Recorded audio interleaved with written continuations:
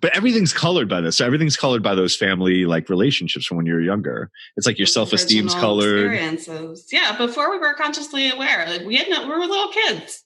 And, there's a gentleness, I think, in really remembering and letting ourselves off the hook.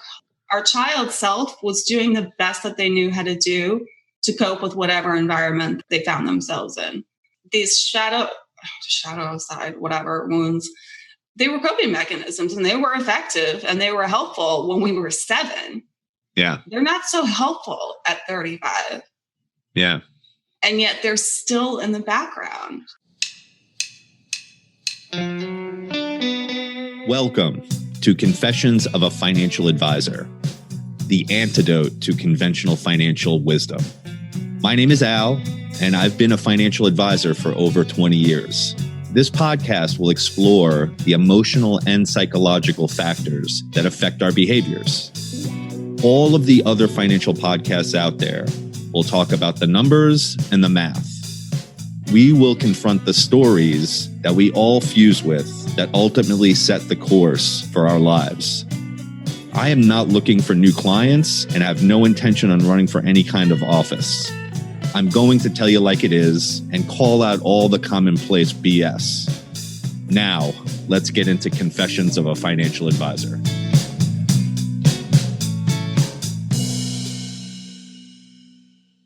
All right, we are live for episode 35 of Friends and Family of Origin, Part 2. Part 2. It was such a big topic.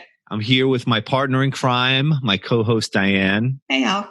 How are you? I'm great. How are you? I'm ready to dive into the sequel. We can take this in so many different directions. It is such a large and significant topic that I think, every human on the planet is familiar with because we all have a family and we all have friends and connections in our lives. And there's so many ways that we're impacted by those relationships that, we don't often talk about in our world. Yeah, and particularly the family of origin is like the people that you grew up with, like the people in your childhood, that family. Mm-hmm. We're not really talking about like your family, like your kids or. Right. It's your parents and any siblings that you had. It was the family you were born into, that we were born into. It is just is what it is. You can't change them. You had no choice but to live with. They are. No conscious choice anyway. Yeah. You're not going anywhere, kid. Yeah. Did you ever want to run away from home? Uh-huh. I had that too. Everybody has that at some point. I remember I packed a bag. I had the whole thing planned out. I actually lived with a friend for a little while. By that point, I was in college, so I wasn't really a kid anymore. Oh, okay. Yeah. But I actually lived with a friend for a little while just to get away from my family. A little separation. I was the oldest of 4 kids, and we were all packed into this not very large house, and I didn't have my own room, and I was mad about that. And I was like, I'm leaving. I'm just going to go live with these friends. Yeah, I had mine when I was like 13, 14. Me and a friend, derelict friend, were like, we're running away. No real plan, no nothing. Mm-hmm. We didn't even go. I packed a bag. I didn't do anything. Yeah. I was a chicken. Mm-hmm. But yet all of like those memories of childhood and all of those things that happened in childhood. Those experiences. Yes. And we were talking before that when you're that age, when you're like an adolescent, let's just say, or even younger, like when you look at older people, you just think something different than what they really are. You assume that they've got it all figured out, that they've got their act together. And or when you thought from like even like elementary school, if you look from elementary school to high school, you're like, oh, those high school kids, they're bigger than me. They're more mature. They got it together. Mm-hmm. And then every time you get to that next step and you get to there and you start to realize once you arrive, you realize, oh, wait. Like, I don't know what I'm doing. They didn't know what they were doing. It's all confusion. And this whole concept of adulting, and I've talked about, adulting is so overrated. Some people pull it off better than others. Like they have that good adult mask. I got my stuff together and I well-groomed and well-dressed. But how often is it a mask? Yeah. I always tend to believe the shinier and more well put together you look on the outside, the more is like fucked up things are fucked up under. Yeah, like when you think of the fucked up families, like the white picket fence with the perfect this and the perfect that, skeletons in the closet. Yeah, you wanna see the imperfections. I do. Yeah. It's more real. Well, we've talked about, show me your childhood wounds. Show me your scars. We've all got them. Mm-hmm. We've all got childhood trauma. And we weren't conscious of it at the time. We were just being our child selves. And at the time, and it doesn't matter what age, I've heard different theories that it's like prior to 7 or 8 years old, we pick up these patterns, and at the time, they're coping mechanisms for our environment. They're survival mechanisms for us to get through whatever we're experiencing in our family environment. But then when they're running in the background at 45, they can be severely detrimental. Mm-hmm. The pattern of like sabotaging relationships or friendships or whatever that looks like. You got these 45-year-olds, 40-year-olds, 30-year-olds even. They got these patterns running in the background, and they're not aware of how they're impacting their choices and their behavior. Yeah, or like hypersensitivities. Yeah, you have these things that are just triggers. Buttons are pressed. People know what those buttons are, especially family of origin. People close to you know what those buttons are. And sometimes they come out though, like not from family of origin, but just in your regular life, and you walk into a room. From a school experience, it could come from a teacher. Like we talked about, what story is running in the background, and whose story is this? Well, you could have a traumatic experience in a classroom. Right. Being reprimanded by a teacher and feeling shame. And yes. Like how many of us? Well, just around certain friends, like certain things just come up. Or crappy friends in high school. Yes. Right. And you see them years later and you go right back to that experience. Right back to that experience. You get it like in your solar plexus, like you feel it. You're like, like you almost suck wind a little bit. You're like, oh God. Mm-hmm. Yeah. Well, we know that this is somewhat of a financial podcast. It really isn't a financial podcast, but we're going to tie it into that. We're going to draw some money issues into this. So I grew up, there was good and bad in all of this. So my parents instilled definitely a good work ethic, but they always said these memes or these catchphrases that were just these sayings. These sayings that when they said them often enough, it starts to build like a reality. So like money doesn't grow on trees. Can I have that? We can't afford that. Can't afford that. That's too expensive. And I was telling you, my dad used to say, like, I was, a kid, be like, Dad, could I borrow $10? Well, if you borrow it, you got to give it back to me. I'm like, okay, Dad, could I have $10? And he would give it to me. But it was like every time he was very adamant about me saying, can I have, not borrow? Mm-hmm. Yeah. And just bringing those. Money is the root of all evil. And then, we hit 35 and we were talking a little bit about, at least my experience working with clients. I grew up adopting a feeling of there's no such thing as a bad client. That deeply impacted my behavior early in my real estate career because I just felt like I had to say yes to everyone. Yeah. Like I couldn't turn away a client for fear of losing the sale or fear of losing the commission. And I ended up working, I was telling you about one individual in particular, he was yelling at me on the phone. To the degree that I was like, I need you to get off the phone with me and just email me what your concerns are. He was aggressive. He wanted to tell me how to do my job. He wanted to tell a home inspector how to do the home inspector's job. And then he wanted to tell the attorney how to do the attorney. He had an attorney friend who I remember called me. This was between contract to closing because they did end up buying a house. So I did end up getting paid on it. It wasn't worth the aggravation and the anguish. But his attorney contacts me and he said, you better have buckets of patience to deal with him. And I went, whoa. Yeah, I didn't get a warning. And not everyone needs to be a client. I don't want to work with jerks. That's part of why I became self-employed. I don't want to work with people who are miserable and aggressive and just never satisfied. Yeah. That doesn't feel good to me. And yet for a number of years early in my career, I would just say yes to any client. Well, again, out of fear. It was the fear underlying, because as a child, I observed, well, you just say yes. Like there's no such thing as a bad client. Again, it was based in fear, and my child self witnessed it. And then at 35, it's running in the background and impacting my satisfaction with my own career. And it took me, I was telling you, a long time. And it's tied definitely to a level of confidence in my own professional ability to be able to stand up to people and say, no. I heard an agent, this was years ago, describe it as I had to fire them before they could hire me. I like that. But it took me a long time to learn that. And I've done a lot of deep reflection on my own beliefs about money and how I view money. And even how I use money. I'm very intentional about how I spend money, even to the point of supporting small businesses. And but that took me a long time to really uncover what was running in the background and really shift all of that. And it's still a work in progress. It still comes up 40 years later. Fear still comes up. And your fear is coming from the interpersonal relationship, how you guys are interacting. For me, it was solely about, I can't lose this money. The sale. Sale. Like just fear that, because I felt like I was coming from a deprivation state. Like I was a scarcity mentality. Yeah, always in the scarcity mentality, always like scraping for the next sale. So every sale was so important.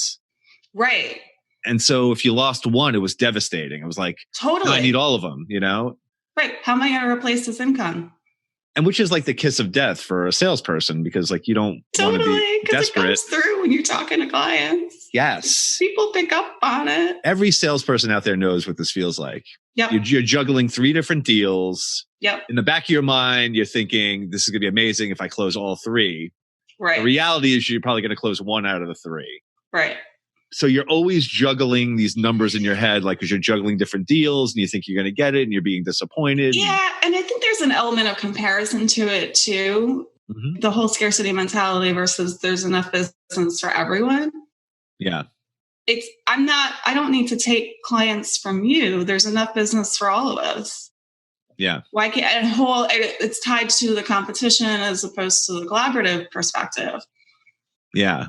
That we've talked about before. I think also the male perspective is we're judged on power, we're judged on our finances, we're judged on production, we're judged on status. Mm-hmm. Those are like the biggest things for a man, where I think when I'm speaking for you, like when women talk about the same type of issue, they're talking about the interpersonal relationship. Right. Like your relationship with the client. Was more important than the actual money. Like you can't be in this. Yeah. Whereas for me, money overrode everything. Like I'd take it bad clients, good client, any client, didn't matter. If you're going to pay me, we can do this. And it took me just as long a time as it took you. And the same as you, I still struggle with it. So, when I have a client, which I do, I have a handful of them that are a little rough around the edges. Challenging. That's a nice way of putting it. Yeah. Challenging clients. That fear comes up. And then I'm like, you got to put yourself before the money. I have to put my self-esteem before the money. I have to remind myself of that. Well, my own well-being. So years after all of that with the hyper toxic guy, I had a contact that I had met through a totally different area in my life. And then they reached out like, hey, can you help us buy a house? And initially I said, yes. And we looked at several houses and they were just same thing. And they called me. And I remember looking, I was in my kitchen. I saw the name come up on my phone and I physically cringed. But I had enough awareness by that point in my career to recognize my own physical internal reaction. I'm like, if I'm cringing when I see your name come up on my phone, I don't think we need to work together. It's crazy how your body tells you that, right? It's telling you. Yeah. Like it's physically. It's showing you. Yeah. Yeah. Like there's no, you can't. Like I let it go to voicemail and then I never called them back, which was probably rude. But I know what you mean. I know exactly what you mean. I mean, we didn't have an agency relationship, so I was under no legal obligation to communicate with them, to continue communicating. So. Yeah. I mean, for me, from a confrontation standpoint, like I'm not a confrontational person. So as soon as somebody comes at me, which some clients do, I'm like, oh. Either I get defensive or I turn off. Shut it's down. Like, I can't stay in that kind of mode. Like I can't do this banter, this, debate back and forth. And so those are like the situations with clients where like, all right, I need people that are going to treat me with respect. That are going to be polite. Like I need all those things. That. What concepts? Yeah. Right. Please and thank you. I mean, come on. I was taught that when I was like 5 years old. Well, and it's expectations too. And I used to just drop everything and go show houses at like 8:00 at night. Just because I felt like I had to. If that's when they asked for it, And then finally, I just started shifting. I'm like, this is not fun for me. And then clients who were so respectful started showing up, and they're like, how do you feel about Sundays? Like, do you work Sundays? I'm like, what a respectful, beautiful question. Like, it depends. If you're here for 4 days, I'll make an exception. But typically I like to not work on Sunday. Yeah. The older you get, you realize life is too short to deal with that kind of bullshit in your life. I mean, but you don't know any better when you're that young and you're scraping and clawing to get what you have. You feel like you're in like a war, like you're in this war of trying to like stay afloat, especially in sales. Yeah.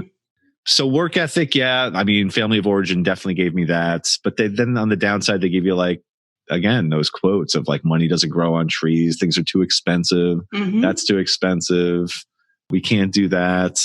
And sometimes it wasn't even the things they said. It was just the way, like the behavior, the way they were with money. Like, like even like the tips, unspoken behavior, like they would leave and like, well, and tie this into how it relates to how we show up in relationships.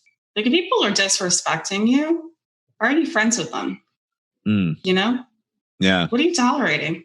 I'll tell you at this point, at 47, there's none of that. Not at least amongst friends. I'm still working on it with clients. I've gotten it pretty down too, but like there's still a handful that I'm on the fence about. It's most challenging with family though.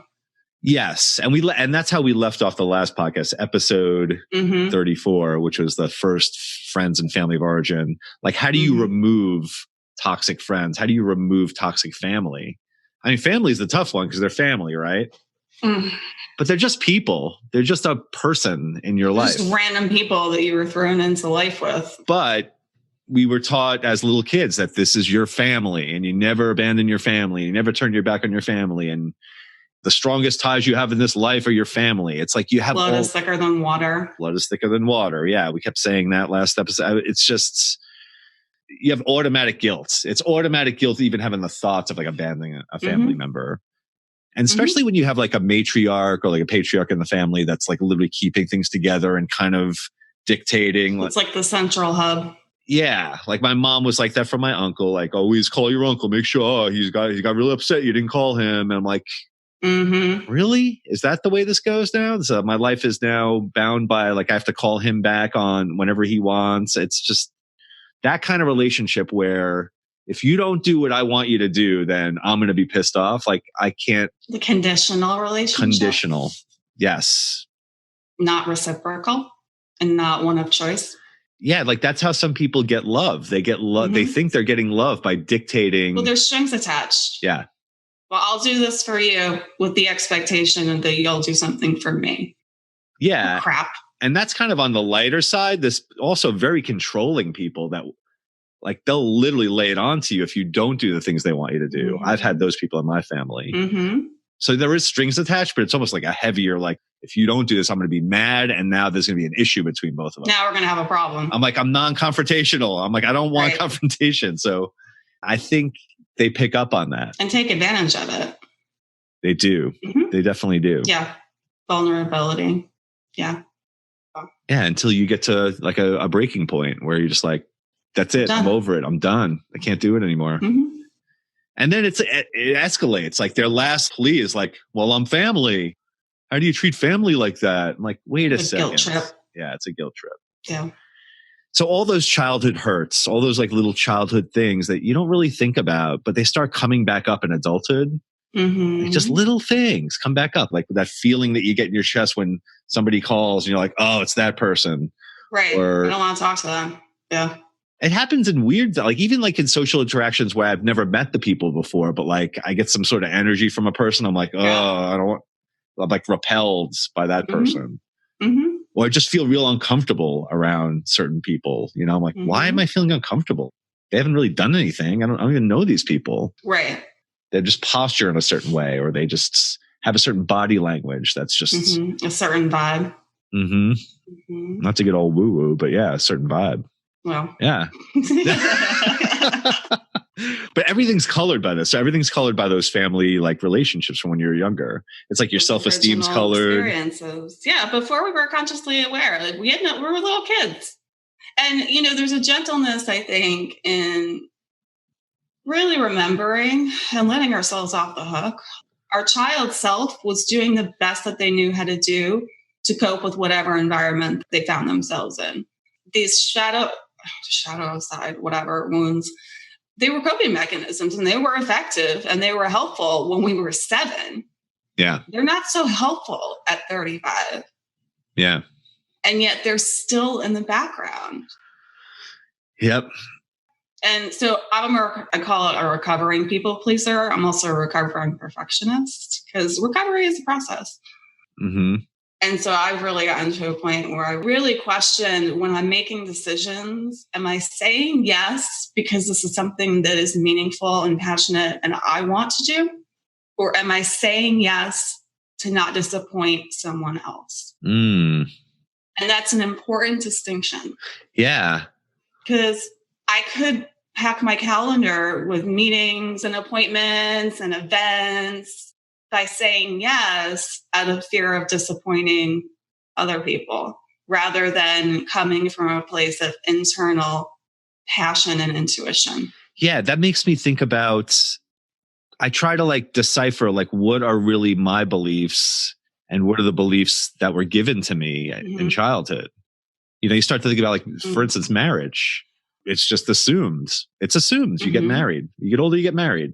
It's an expectation. It's a given. It was like college for me. It was like college was a given. This is the next logical step. You just go to college after. I didn't have a choice. You just go to college. Mm-hmm. Or relationships. You have to have a relationship. You have to find a girl and you have to have a relationship. There's certain things you have to do. And then again, the family thing. You have to stay in touch with your family because your family is such a tight-knit group, and that you always have family, friends will come and go, blah blah blah. And so as an adult, I think I'm constantly trying to figure out what are my beliefs without the coloring of everything I was taught or I was witnessing in childhood. It's tough to decipher. Clarity on values has been really helpful for me, and I call it discerning because it's not judgment. I'm not judging who you are as a human. I'm not saying you're good or bad. I'm just saying you're showing me your behavior is not in alignment with my personal values. Integrity is one of them. Honesty. If people choose to show me that they're being deceptive, we're not going to have much of a connection for very long because their behavior and their choices that I can't influence and control are so far out of alignment with what is meaningful to me personally. Then we just need to go our separate ways. Yeah. Bless and release, as Glennon Doyle would say. Wish you well. Have a nice life. Well, it's a values-based living. I mean, that's really, if you can kind of stay in that mind frame of you live by the values that you have. And it's a process because my values have changed over the years. And that's interesting to reflect on too. And journaling has been really helpful for me with that. But really reflecting on what do I value and really continuing to refine and narrow that focus. What are my true core values? Yeah. What are my non-negotiables? I think when it comes to friends, when I'm kind of weighing, whether or not I want to be friends with someone, I'm always thinking about, does that person want me to feel good about myself? Because I genuinely, when I'm interacting with other people, I want them to feel good. I don't ever get into an interaction thinking I'm going to take you down. Yeah, I'm going to start debating and I'm going to bring up all this controversy and just sort of go down some weird rabbit hole. I'm no, I ultimately just want to have a good conversation, have you feel good about it, walk away with it feeling good because I want to feel, and I want that to be reciprocated. Mutuality. Yeah. And so, and I could feel that. That's something it doesn't take long to pick up on. No. Some people are just inherently that way. They're nice. Some people are just inherently self-focused and self-centered. Yes. There's different scales. Not everyone is quote unquote classified as a narcissist. There's different scales of self-absorption. But you can pick up on it when people are just out for themselves. They're in it to get something. Yeah. They have an ulterior motive or agenda, I would describe it as. Yeah. You're looking to get something from me. You're not here altruistically. That's funny. This is the thing. I don't know what your parents were like growing up, but my parents didn't have many friends. their family were their friends. Like it was sort of like everything was about family. Yeah. It was strange. Like they didn't really have friends. Like a social circle? Their family was the social circle. My family is shocked. They're like, how do you know so many people? I'm like, I've been collecting them over the years. It's so like polar opposite. Yeah, but like my mom had a very tight circle of friends that she has known most of her life, like from elementary school. And they're still connected. Yes. So my mom always had a lot of friends. And my dad had his friends too. But my dad was always working, constantly working. So like he didn't have a lot of time left over to socialize. And my mom is definitely the more social butterfly of the two of them. Yeah. My dad's not antisocial, but my mom will talk to anyone. My parents opposite, antisocial. Yeah. Well, I'm not antisocial, but like they're not going to like initiate, they're basically. My mom definitely does. But we also come from a very large family as well. My dad's one of 6 kids. My mom's one of 3. So many cousins, aunts, uncles, extended family now over the years has grown. I come from a very large family. Yeah, me too. And so I just came to the realization that, wow, like my parents never had friends, but like their family was their friends. And when they saw us as kids not being as connected as they were with their family, they were like, no, you got to be real connected with your family. And the more they like pushed, it's almost like the more we resisted. And we went our separate ways and we had our own friends and I had a whole network of, And relationships change over time. Yeah. Like some people that were close years and years ago are no longer close. And that's okay. Like relationship shifts. Yes. Over time. They're not static. They're fluid. And that's okay. Talk to you about my family. I love them from a distance. I just think of the big things like marriage. I think of, again, your self-esteem. A lot of it came from how you were treated in childhood. I mean, childhood experiences, relationships. I mean, there's so many things that you don't even realize you're picking up on it, but you are as a child. And then you get into adulthood and then it's coming back around. You're like, where the hell did that come from? Right. Why did I think I needed to be married? Why did I think I needed this much money to be happy? Or why did I think I needed a certain amount of security?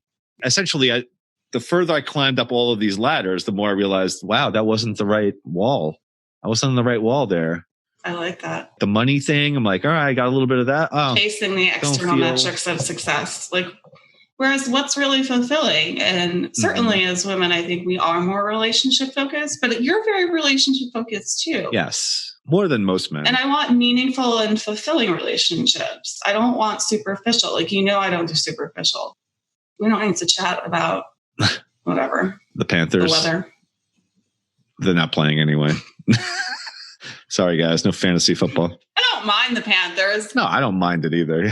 But yeah, I have a lot of friends that actually are season ticket holders. Yeah. And they're all about going to the game every week. And I'm like, maybe once in a while. So, I mean, going off on a little bit of a tangent here. When somebody says, and I left off the last episode, I think, with something along these lines of like, when people say like, oh yeah, Joe's such a great guy. He's a family man. Or Joe's a great guy, a real God-fearing man. Like you hear that down south. And it's like, a compliments. Oh yeah. Badge of honor. Look at him. He's a God-fearing man. I always thought badge of honor. Yeah. That term specifically was like, freaked me out. I'm like, what does that mean? Like, I don't know. I don't get it. Like just that you're afraid of. Because we didn't grow up hearing terminology like that. People in New York don't talk like that. Nope, they don't. It's definitely a Southern thing. God-fearing. Like family man. And sometimes the people whose presentations are the most polished. Yes. Have the dirtiest skeletons in the closet. Those perfect families with the perfect pictures with the 2 dogs in front and the white picket fence. And the highlight reel. Not a lot going on behind the scenes. Yeah. What are you trying to hide? It's so crazy. Yeah. I don't enjoy interacting with people like that. They're like, look at my whatever luxury vacation. And I'm like, good for you. Like, well, yeah. I mean, I did like the whole hashtag living the best life ever. That killed. Oh my God. That was so funny. Yeah. We just started doing stupid videos about like living the best life ever. Living my worst life. Yeah. Living the worst life ever. That's what it was called. If you want to look that up. It was fun. You got to be able to laugh at yourself. You do. And those are, again, the people that I connect with the most deeply. Humor is actually, that actually really surprised me that is very high on my list of core values. Like, and even working with any client in a stressful situation, I'm like, pack a sense of humor. Yeah. Because if you can't laugh with me, this is going down a dark road. We gotta be able to laugh at ourselves and have a little fun. It can't all be all dark and depressing and stressful and heavy all the time. I mean, it can, unfortunately, but yeah, it shouldn't be. Right. You got to like combat that. Yeah. Pack a sense of humor. My parents had good senses of humor. Like basically the one I remember that would always make me laugh. Like my mom would always tell this story about like being pregnant with my sister and my dad gains weight. Like while my mom was pregnant. Oh. And she would be like, yeah, she's like, I'm pregnant and he gains 30 pounds, you know? And she would do this whole, like, it was hilarious. Wow. And he'd be like rolling his eyes and shaking his head. They had like this kind of banter, like this humor, but it was funny. Yeah. Some of it was like a dry kind of humor. But yeah, I agree. So yeah, you got to take the good with the bad. I mean, the friends and the family of origin, the family of origin, I think we talked about this last episode too. If you're going to like, put everything off on your parents, all the bad things that have happened. If they would have just treated me this way, I would have been so much better off. Or if they would have just been better parents in this way, if they would have nurtured me in a better way, you could go down a laundry list of things of what they could have done different that would have made you a better off human being. Playing the professional victim. Yeah. And then you start to think, well, flip that. And like, maybe they showed you what not to do. And we talked about that before in other episodes. So I don't remember when it was. Yeah. And I realized I'm like, oh, I'm the one that I've been waiting for. I'm the only one that can actually effectively parent my inner child. Because we all have an inner child. The inner child never goes away. It's always with us. And I realized I'm like, I'm the one she's been waiting for. Because I'm the only one that can give her the permission, the approval, the love, and the affection that she's been waiting for all these years. My parents weren't equipped to give her what she wanted and needed in the ways that she wanted and needed it. But I am. And nobody else is now, too. Like relationships. No partner, no. But I think that's what a lot of people do is they come to the relationship thinking you're going to help me out. You're going to basically be the person that's going to take care of me. Not just financially, just like in every way, emotionally. And it doesn't work, like, because like you're putting too much on someone else. There are different. What heavy expectations to place on another individual? And it's impossible. It's just it won't be. It's not possible. No, and it's been a work in progress for me. But it comes back to the whole being more gentle with myself. Yeah. And that realization is definitely very tied to giving myself permission to just take a walk, take a nap. Yeah. Like I was in bed until 9:00 this morning because I was up until 1:30. I think you've been through so many different storms of thoughts and emotions. Think of it like being a sailor, like out at sea. Yeah. Like he's been through like 100 storms. Like you start to see what's going to happen. Like you start to play it out. And when you're in it, it sucks still. Yeah. You're going to get wet. Like I've gotten through 99 of them already. And you have some kind of reference points. Have we mentioned that word vicissitudes? I think we have. You have, yes. I don't use that word. I love that word. But I do like that word. It's a cool word. I don't even know if I could say it. Vicissitudes. Okay, I got it. Yeah. We all have days that feel more challenging. Turbulence. That, you know, things really don't go our way. And then we have days that we sail through beautifully. And it's taking the ups with the downs and realizing that life isn't ever... I mean, there are times when there are calm seas, but then there's times where there's a hurricane. Yep. Can't control it. Yeah. And human beings don't want hurricanes. We want calm seas. It's like we want something that inherently, we don't want change. We want things to be consistent. We want the outer world to... Isn't that true? Yeah, it is. Yeah. I mean, that's where all the turbulence comes from. Well, and it's all an internal experience. Yeah. Because we're all arguing in our own minds with whatever it is. So there's a book by Byron Katie, Loving What Is. She talks about the power of just radical acceptance. And you've talked about Tara Brach, I think. Yeah. Just radical acceptance of whatever is, like arguing about whatever they said or didn't say is only causing you pain internally. So I'm going to change whatever they did or didn't say. Right. I have a list of words I would like to see banned, and should is one of them. And I still catch myself saying it sometimes. I'm like, they should have turned left instead of right. Like, well, okay, but they did or they didn't. You arguing about it is a wholly internal, complex experience. This comes back to the beauty of meditation, which I know you and I have talked a lot about. Yeah. It's just a radical acceptance of whatever it is. It's a much more gentle way of living. Just letting go, like a constant letting go of just. Yeah. Mm-hmm. I don't know why I'm thinking about this story, but I got to say it just because in some way I think it relates. I read this article about, when there was those, maybe it's still happening, there was like boats that were coming over from Haiti. And so people would jump on these boats, there'd be like 30 people on a boat. And like the thing would literally just float over to like Miami or something. Yes. I forgot what it was called. There was a word for it.